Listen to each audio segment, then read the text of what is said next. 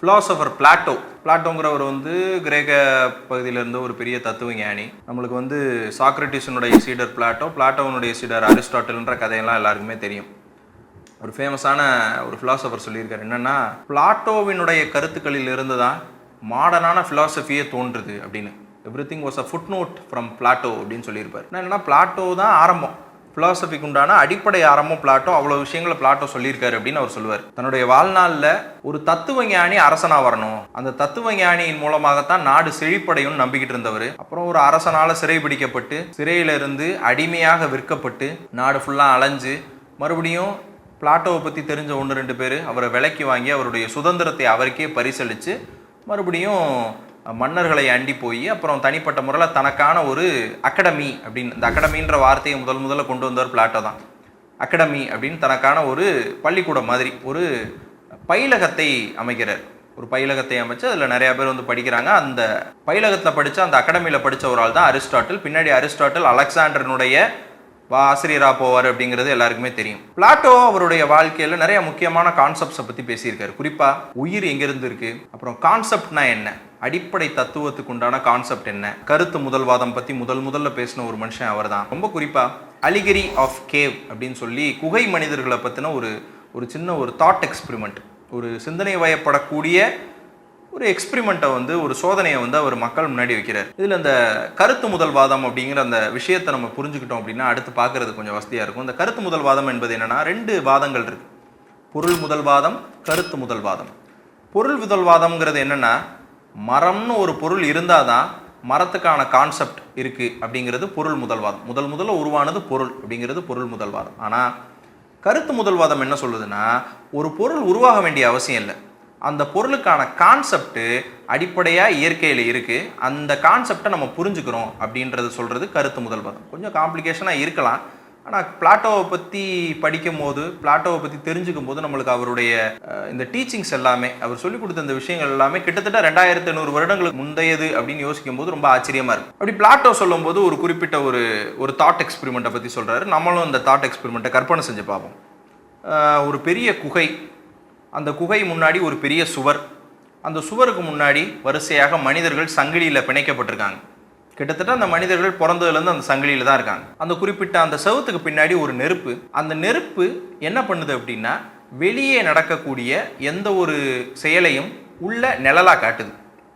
அந்த நெருப்புக்கு முன்னாடி நடக்கக்கூடிய எந்த ஒரு செயலாக இருந்தாலும், ஒரு பூனைக்குட்டி போச்சுன்னா அந்த பூனையினுடைய நிழல் அவங்க முன்னாடி தெரியுது, ஒரு ஆட்டுக்குட்டி போச்சுன்னா அந்த ஆட்டினுடைய நிழல் தெரியுது, ஒரு மனுஷன் போனான்னா அந்த மனிதனுடைய நிழல் தெரியுது. பிறந்ததுலேருந்தே இந்த செவுத்துக்கு பின்னாடி வாழக்கூடிய இந்த மனிதர்கள், இந்த குகைக்குள்ளே வாழக்கூடிய இந்த மனிதர்கள், சங்கிலியில் பிணைக்கப்பட்ட இந்த மனிதர்கள் என்ன நினைக்கிறாங்கன்னா, தனக்கு முன்னாடி தெரியக்கூடிய இந்த நிழல் தான் உண்மையானது அப்படின்னு நம்பிக்கிட்டே இருக்காங்க. யோசிச்சு பார்ப்போம், அந்த சங்கிலியிலேருந்து ஒரே ஒருத்தன் மட்டும் ஒரு நாள் அத்துட்டு போயிடுறான்.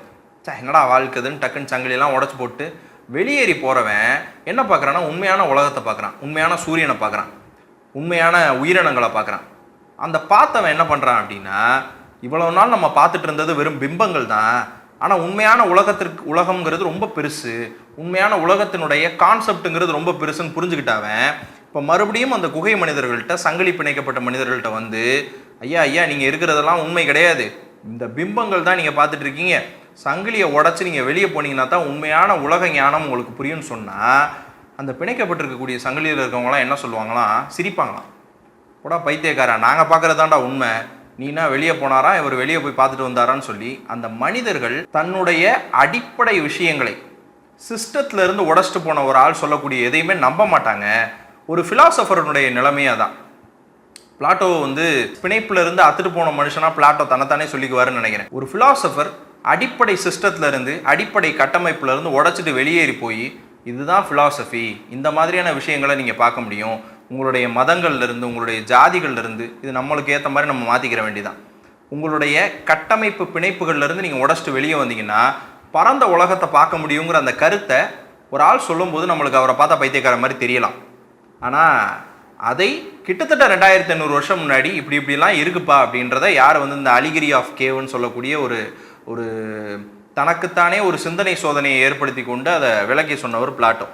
அது மட்டும் இல்லாமல் ரொம்ப முக்கியமான நிறையா புத்தகங்கள் எழுதியிருக்காரு. குறிப்பாக சிம்போசியம் அப்படிங்கிற புத்தகம், அதுக்கப்புறம் வந்து த ரிப்பப்ளிக் அப்படிங்கிற புத்தகம். ரிப்பப்ளிக்ன்ற புத்தகம்லாம் வந்து நான் சொன்னேன் 2000 வருடங்களுக்கு முன்னாடி ஒரு ஆள் வந்து குடியரசு பற்றின ஒரு புத்தகத்தை எழுத முடியுமா, ஒரு அரசு இப்படி இருக்கலான்ற புத்தகத்தை எழுத முடியுமாங்கிறது பயங்கர ஆச்சரியமாக இருக்கும். அதில் சொல்லப்பட்ட கான்செப்ட்ஸும் ரொம்ப வித்தியாசமாக இருக்கும். அதோட அந்த சிம்போசியம்ன்ற புத்தகம் வந்து ஒரு சுவையான புத்தகம். ஏன்னா சிம்போசியம் அப்படிங்கிற அந்த வார்த்தை இப்போ இருக்கக்கூடிய பெரும்பாலான இன்ஜினியரிங் ஸ்டூடெண்ட்ஸ் எல்லா பேருக்கும் தெரியும். அவங்க காலேஜில் நடக்கக்கூடிய ஒரு ஃபங்க்ஷனுக்கும் டிபார்ட்மெண்ட் ஃபங்க்ஷனுக்கும் நம்ம சிம்போசியன் பேர் வச்சிருவோம். ஆனால் அந்த சிம்போசியன்ற வார்த்தை ரொம்ப பழசு, கிட்டத்தட்ட 2000 வருஷம் பழமையானது. சிம்போசியம்ன்றது என்னன்னா, ஒரு குரூப் ஆஃப் ஃப்ரெண்ட்ஸு அல்லது ஆண்கள் அல்லது சக மனிதர்கள் சாப்பாடு சாப்பிட்டுட்டு மது அருந்திட்டு தங்களுக்கு தெரிஞ்ச கான்செப்டை பற்றியெல்லாம் பேசி விவாதம் பண்ணிக்குவாங்க. அதான் சிம்போசியம் ஆக்சுவலாக கிரேக்கர்களுடைய பார்வையில். அப்போ அந்த சிம்போசியத்தில் அந்த புத்தகத்தில் பிளாட்டோ தானும் தன்னுடைய நண்பர்களும் குறிப்பாக அவருடைய ஆசிரியரான சாக்ரட்டிஸும் காதலை பற்றி பேசிக்கிட்ட, காதல்னா என்ன அப்படின்னு காதலை பற்றி பேசிக்கிட்ட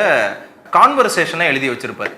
அந்த டயலாக் மூலமாக நடந்த அந்த கான்வர்சேஷனை எழுதி வச்சிருப்பார். ஒவ்வொரு குறிப்பிட்ட ஒரு தத்துவ ஞானியினுடைய கருத்து ரொம்ப சுவையா இருக்கும். அதுல ஒரு கருத்து, லவ்ன்றது வேற ஒன்றும் இல்லை.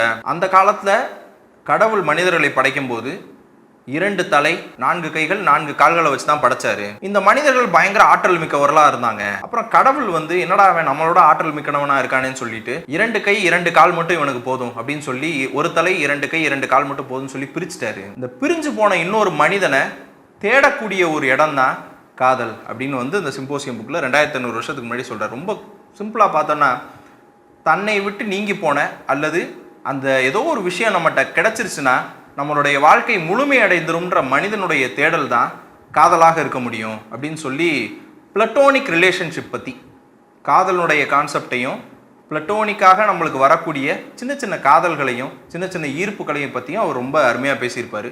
ஸோ ரொம்ப ரெக்கமெண்டடான புத்தகங்கள் பிளாட்டோவினுடைய ரிப்பப்ளிக் மற்றும் பிளாட்டோவினுடைய சிம்போசியம் அப்படிங்கிற புத்தகம்.